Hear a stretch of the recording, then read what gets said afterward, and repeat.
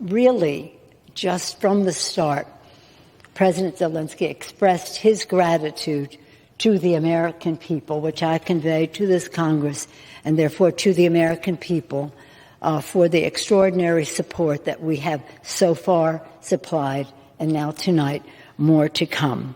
He praised our president for being such a source of hope as well as support to the people of Ukraine, not only for our support, but for the unifying force he has been in this fight.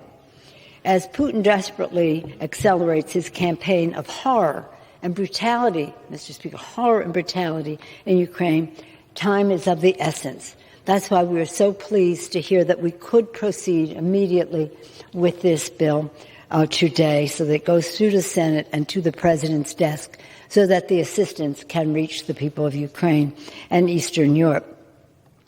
It is, we cannot afford to wait. Again, time is of the essence.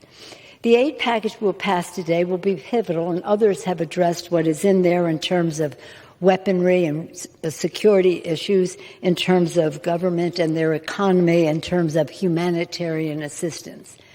I was very pleased on the delegation to be joined by Chairman Jim McGovern, Chair of the Rules Committee, but the Chair always of the Food Security Initiatives in the Congress. And he made very clear the link between what Putin is doing in Ukraine and the impact it will have on the rest of the world in terms of starvation. Because Ukraine has been the breadbasket of Europe and of the world, and all of the product, whether it's sunflower oil, whether it's wheat, corn, whatever, going to Africa and other places in the world is essential to their food security. So the brutality of Putin is not just what he's doing in Ukraine, but the impact that it is having on food for the world.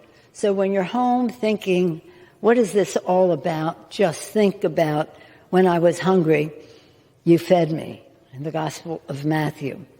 It also is so pleased that Mr. Meeks, the chairman of the Foreign Affairs Committee, was with us, because we talked about sanctions, which are a product of his committee. And I mention that because he knows his subject very well, as did President Zelensky. But the fact is, what we want to see is an end to war.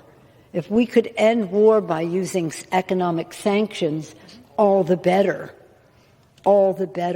to spare human life on both sides of it.